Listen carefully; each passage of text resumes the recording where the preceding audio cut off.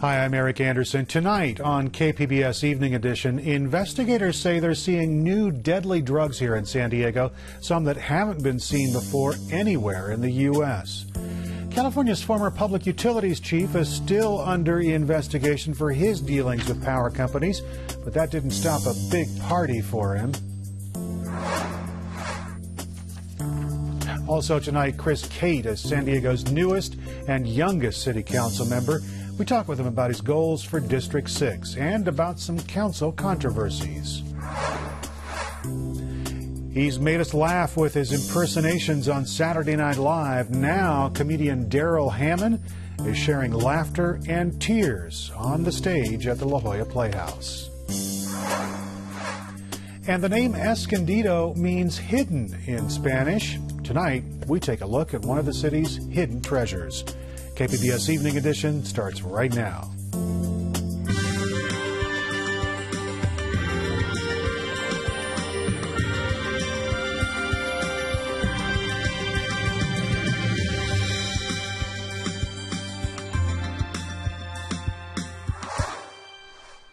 Good evening. Thanks for joining us. Dwayne Brown is off tonight. Drug overdoses have long been the leading cause of non-natural deaths in San Diego County, but now the medical examiner's office says new drugs are turning up in autopsies, drugs they have never seen before. They're synthetic drugs. There are 6 different types. Some of them mimic so-called bath salts. Some are like PCP, and some are like heroin. Often the synthetics are many times more powerful than the drugs that they imitate. All 6 are new to San Diego's death investigators, and 3 of the drugs haven't been seen by any medical examiners in the nation. California's measles count is now up to 113 cases, while nearly 2/3 of the infections were related to an outbreak at Disney parks in Anaheim. The state health department now says that's not the case for the 3 newest cases. Most of the infected people were not vaccinated. San Diego police have ratified their new contract with the city. The police union says 88% of its members approved the deal. It includes raises of just over 6.5% over 2 years. The city hopes the raise will stop the trend of San Diego police officers leaving the force to chase a bigger paycheck at another department. The labor dispute at the ports along the West Coast continues. Union workers and employers at odds over details of a new contract. State lawmakers are now urging both sides to reach an agreement. Business owners joined them to call on President Barack Obama to intervene. I think this dispute is so important that it could be a heart attack for the California economy if we don't get it fixed. Everything will come to a grinding halt, and lots of things will happen that we can't even anticipate. A federal mediator is talking to both sides separately. Anthem Insurance is offering several types of identity theft protection to current and former customers. Last week, the company said hackers broke into a database with information on about 80 million people. Today, the company said it would provide credit monitoring for 2 years. It's also offering repair assistance for any customers who become victims of fraud. And it set up identity protection specifically for children. These services are available to current and former customers since 2004. The hackers got access to names, birth dates, social security numbers, and other identifying information. There is no evidence that they got into medical or credit card information. President Barack Obama is calling on private companies to do more to protect customers and to share information about threats. He was in Silicon Valley today to sign an executive order encouraging the private sector to take action. We all know what we need to do. We have to build stronger defenses and disrupt more attacks. We have to make cyberspace safer. We have to improve cooperation across the board. The order encourages companies to share information with each other and with the federal government. The state attorney general is continuing an investigation into the relationship between the former head of the California Public Utilities Commission and executives of major utilities, including the owners of the San Onofre nuclear power plant. Amitha Sharma is in for Peggy Pico with the latest. It is rare to be celebrated and investigated at the same time, but that's exactly what's happened with the ex-chief regulator of the state's power companies. Former California Public Utilities Commission President Michael Peavy is the subject of both federal and state investigations for his chummy ties with utilities. And last night, Peavy was honored at a $250 a plate party. Ratepayer attorney Maria Severson joins me to talk about the Peavy scandal. Maria, welcome. Thank you. Former PUC chief Michael Peavy is under intense scrutiny for his alleged inappropriate contact with PG&E executives after the San Bruno explosion in 2010 that killed 8 people. And yet last night he was honored at a lavish party. What does this party say to the public? Well, what it says to the public is that the current commissioner, the new president, is doing nothing to change the behavior of what's happened in the past. It makes a mockery of the integrity of the Public Utility Commission. The new president, Mr. Picker, actually was one of the sponsors of Mr. Peavy's gala last night. Now, outside, there was demonstrators and there was some activity, media, questioning why these people were going in and supporting the Peavy retirement and regaling him. But there were some people there, some officials who showed up to show we don't believe in this and we're willing to speak out against it. So when some of the guests to the party were going in and there were questions, did they have an answer? Well, from what I understand, they were quick to go into the event. But just the fact that they're going and supporting it after he has been found to have had his house searched, evidence obtained, involved in judge fixing after the death of people in San Bruno, and now it looks like, based on recent documents disclosed in a search warrant, he might be doing the same thing down in Southern California. Well, let's talk about that, Maria. So this week, Southern California Edison, majority owner of the now closed San Onofre nuclear facility, revealed that Peavy met with an Edison executive by the name of Stephen Pickett in Poland to talk about the plant, which had experienced a radioactive leak. Edison was not available to join us at the time of this interview, but earlier this week, spokeswoman Maureen Brown had this to say about the meeting. According to Mr. Pickett, Mr. Peavy outlined key elements of what Mr. Peavy regarded as potential elements of a settlement of the Commission's investigation into the issues, the technical and shutdown issues at San Onofre. So, Maria, what effect will knowledge of this meeting have on the multi-billion-dollar settlement that the PUC reached with Edison for the shutdown costs of the facility and which customers are required to pay the majority of? Sure. Well, the effect is it casts a long and dark shadow over the entirety of the proceedings.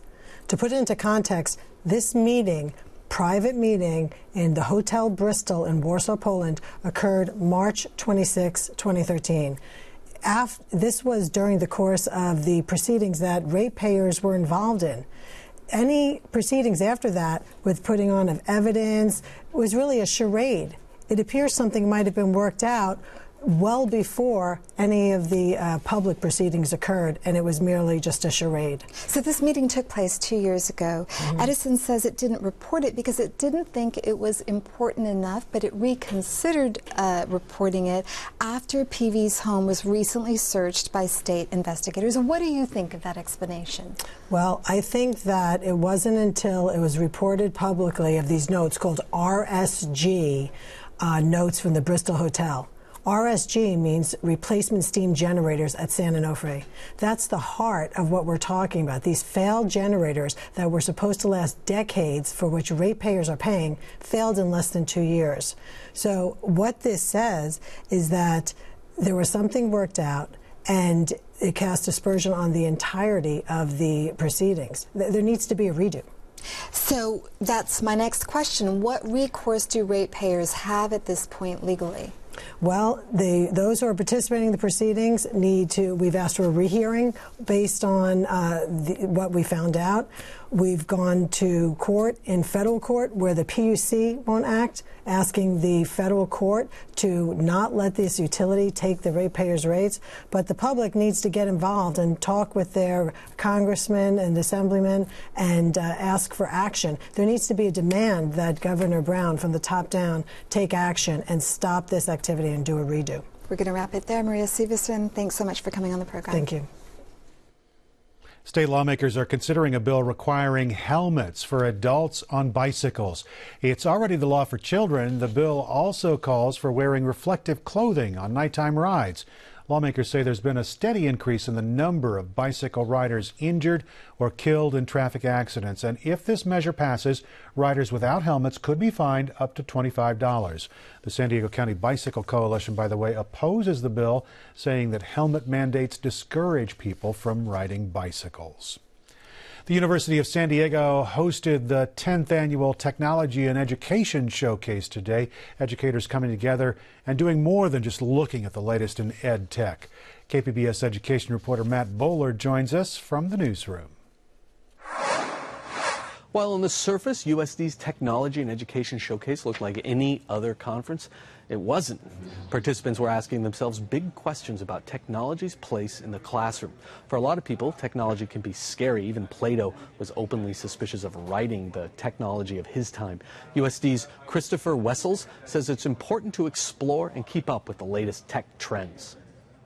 The rapid nature of change in technology is just so great. We have to be vigilant in terms of staying up on what's emerging trends, what actually works, what doesn't work.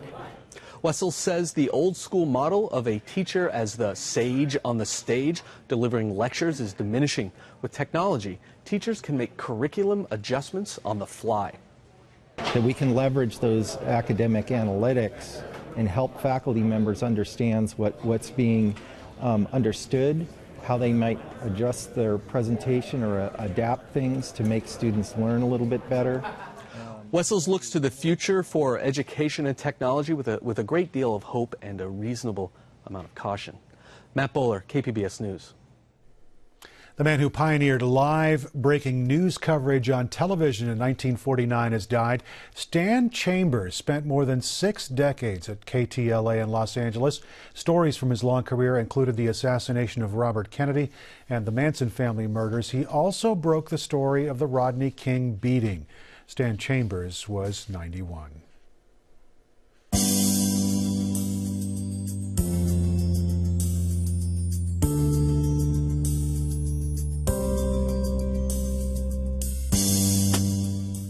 San Diego Councilman Chris Cate took office just a couple of months ago, representing Mira Mesa, Sorrento Valley, Claremont, and the rest of District 6. At 32, he is the youngest member of the council, but KPBS's Claire Tregeser says he's not worried about being overlooked. Chris Cate says his family never talked politics when he was growing up. My parents are very apolitical. We didn't talk politics. We didn't talk about elections or anything like that. Just besides reading the paper and kind of what was happening locally, we didn't have those types of discussions. He grew up in San Diego, and his parents divorced when he was 6. His dad worked as a California Highway Patrol officer while his mom worked for the post office. He and his mom moved around a lot, and then he landed at the University of San Diego. That's where he says he became interested in politics. When 9/11 happened, I was in school, and after that happened, I started asking a lot of questions. Why? What's going on? And so the policy side of things really piqued my interest, and that's when I declared my major, became a political science major. Cate's career took off quickly. He interned for a government relations firm and worked for the San Diego County Taxpayers Association and then City Councilman Kevin Faulkner. At age 27, he became vice president of the Taxpayers Group and then 3 years later became interim president.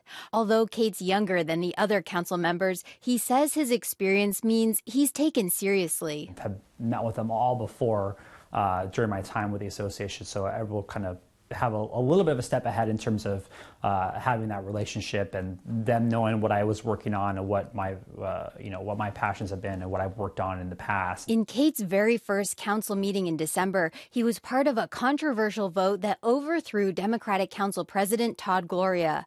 Cate, a Republican, voted with the other 3 Republicans to make Democrat Sherry Lightner president instead. Gloria had moved the meeting specifically so Cate could participate in it. I think there was a time for a change, for rotation. I think there's a natural evolution of how that position comes about. Cate says he met with most of the council members before taking office. The upcoming vote on choosing a president was mentioned during his meetings with council members Scott Sherman and Lightner. I knew what I was under in terms of my position and coming into office and dealing with the Brown Act and whatnot, so I was fully aware of kind of those issues and making sure that I didn't violate anything of the Brown Act, and so we made sure that we didn't talk about that with anything that would get us or put us in a compromising position on that topic. The Brown Act says officials can't talk about their votes unless they're in a public meeting, and it applies to elected officials who haven't taken office yet.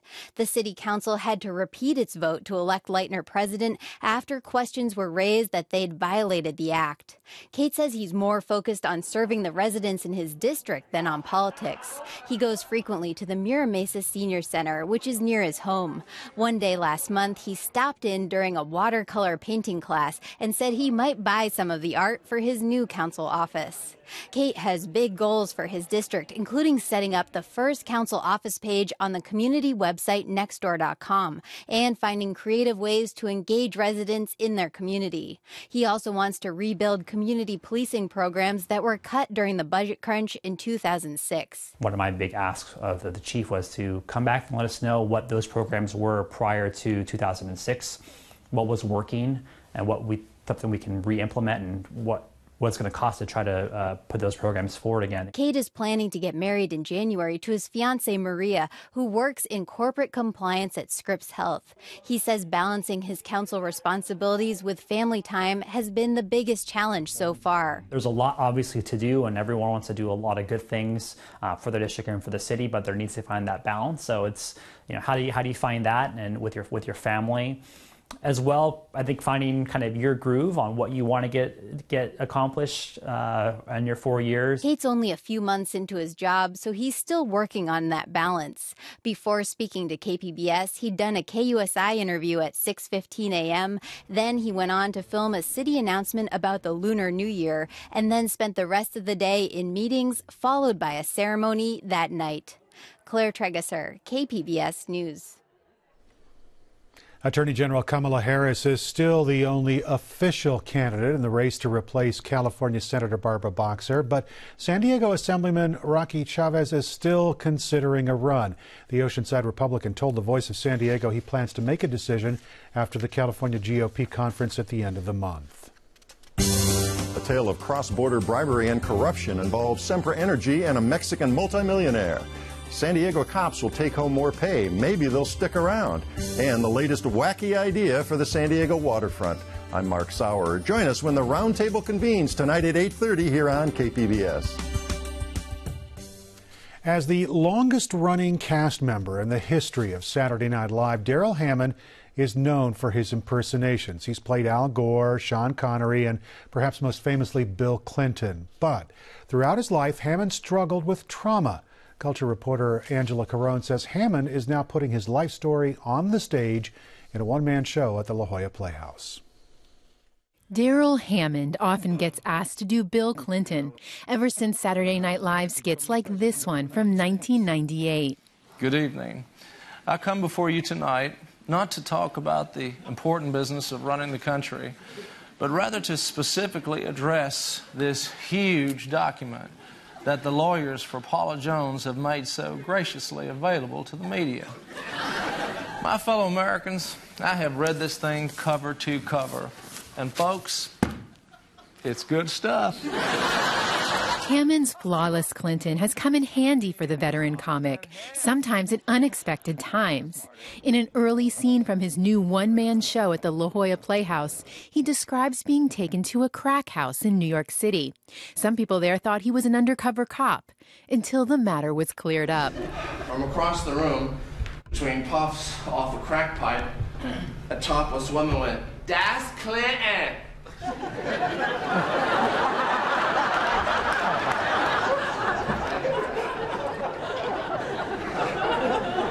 I do crack for free the rest of the night. There are a lot of laughs and 63 different voices in this show. There's also a lot of tragedy. I mean, I was diagnosed with at least 6 major mental illnesses incorrectly. Put on 13 psychopharmaceutical medications that I did not need. And this went on for 30 years. And I was just trying to find out what was wrong with me. The show follows Hammond's search for the source of his demons. To me, my life became a mystery that had to be solved clue by clue. Despite achieving his dream of getting cast on SNL, where he had a successful 14-year run, Hammond was often afraid. He drank a lot. At 19, he started cutting himself, sometimes with a razor, other times with a knife. It's a way of creating a more manageable crisis than the one going on in your head. You're feeling these flashbacks, you're feeling this terror. Well, so you just make a little wound, and you have to attend to it and bandage it and clean it.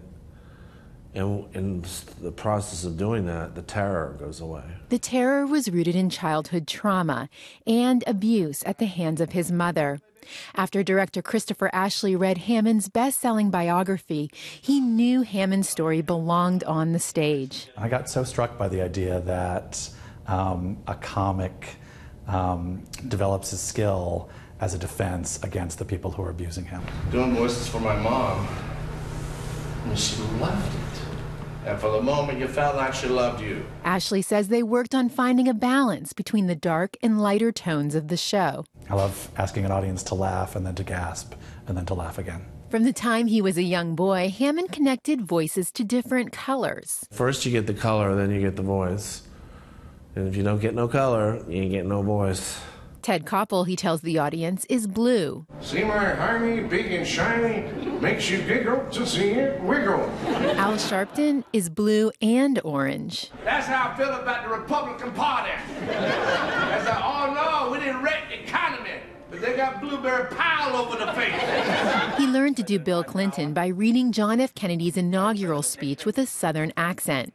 And he watched tapes of Clinton. And I would see that as he got a little tired, there would be a crinkle in his voice. And so I factored that in. I factored all those things in. Hammond has plenty of experience making audiences laugh. And now he's ready to put the most traumatic moments of his life on stage. This is about something that happened to me. I've always felt the worst crime is that you can't talk about it or don't talk about it. You know? Angela Carone, KPBS News. The Darrel Hammond project runs through March 8th at the La Jolla Playhouse. The late Tony Gwynn is being honored tonight by his alma mater, San Diego State University. His number, 19, being retired up on the Mesa. Gwynn was a multi-sport star as a student at SDSU, and he still holds several school basketball records. Mr. San Diego was head baseball coach for the Aztecs when he died last year of cancer.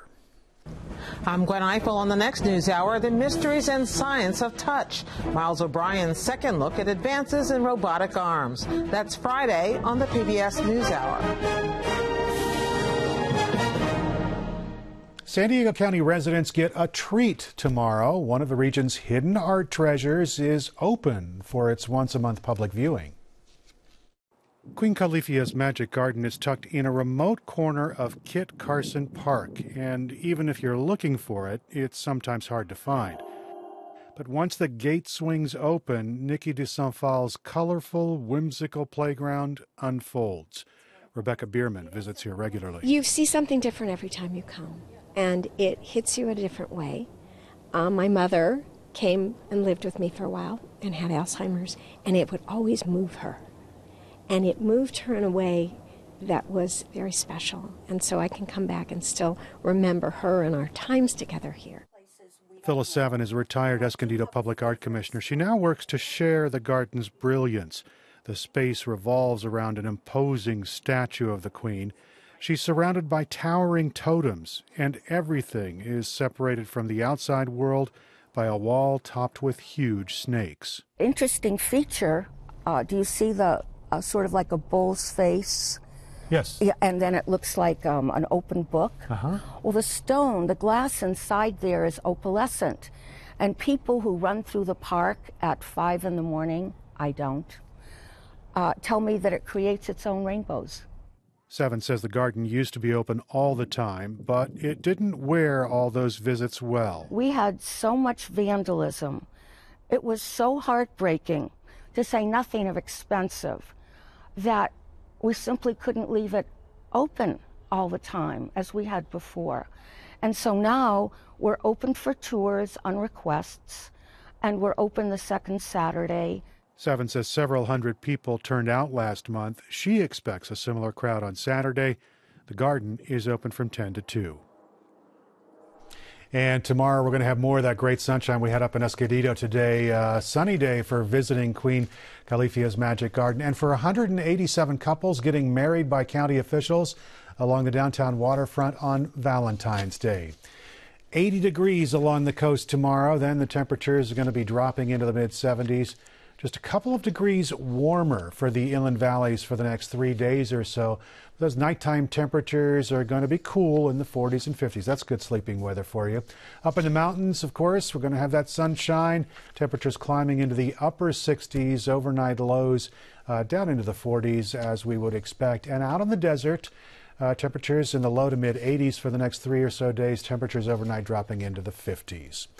You can, of course, find tonight's stories on our website, kpbs.org/evening edition. Thanks very much for joining us. We'll be back here on Monday. Have a great weekend.